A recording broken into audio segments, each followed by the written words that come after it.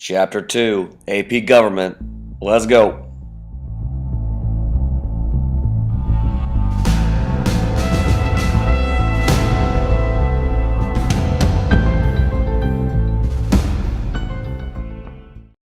The Declaration of Independence lists grievances against the King of England and justifies revolution.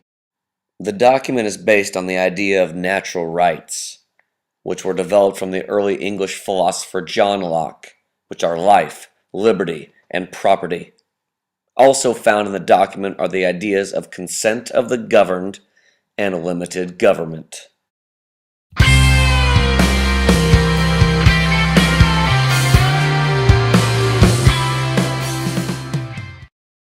After the American Revolution, our first national government was the Articles of Confederation, but it had weaknesses. The Articles had a unicameral or one-house legislature, no president, no judicial branch. Most power rests with the state legislatures, no power to tax, no regulation of interstate or foreign trade, no national currency, and no national defense. The most memorable consequence of the weaknesses of the Articles of Confederation was Shays' Rebellion. This was the final straw that led to the convention in Philadelphia in 1787.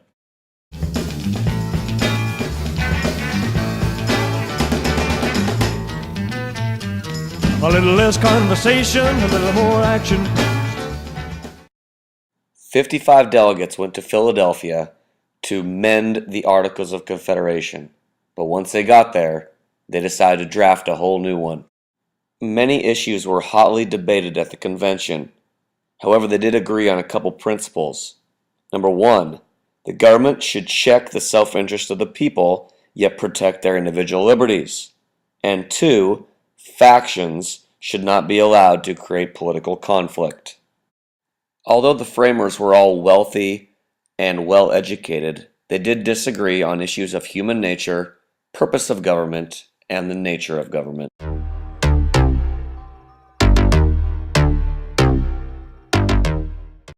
Two plans were proposed to ensure equal representation of the people in the legislature: the Virginia Plan and the New Jersey Plan. A mesh between these two plans was the Great Compromise, also known as the Connecticut Compromise. You really need to dig deep into these plans for your FRQ. One specific compromise that I'll talk about is the 3/5 compromise, which referred to slaves and how much they should count when determining representation for Congress. There are three individual right protections that can be found in the Constitution. They are habeas corpus, bill of attainder, and ex post facto.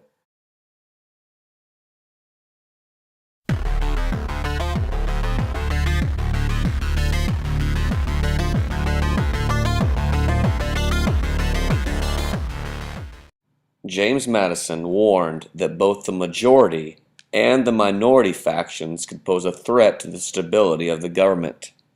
As a result, he put in a system of checks and balances and separation of powers. Madison proposed that the national government be divided into three branches: the executive, legislative, and judicial. Each branch would have its own powers and responsibilities. These 6 principles of government established a federal system of government, which we'll discuss more in Chapter 3.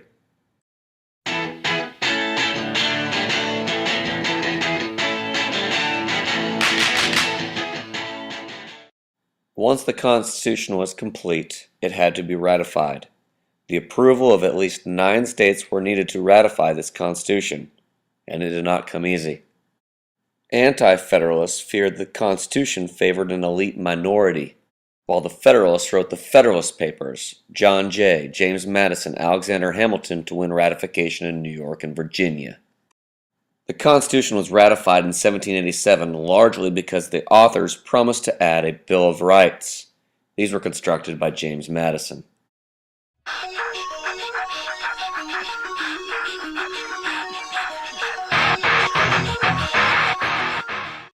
Amendments can be proposed by Congress with a 2/3 vote in each house or by national convention called by 2/3 of states. Amendments then can be ratified by 3/4 of state legislatures or by conventions in 3/4 of the states. The Constitution truly is a flexible document and can be informally amended as well, mainly through the process of judicial review, established in the case Marbury v. Madison.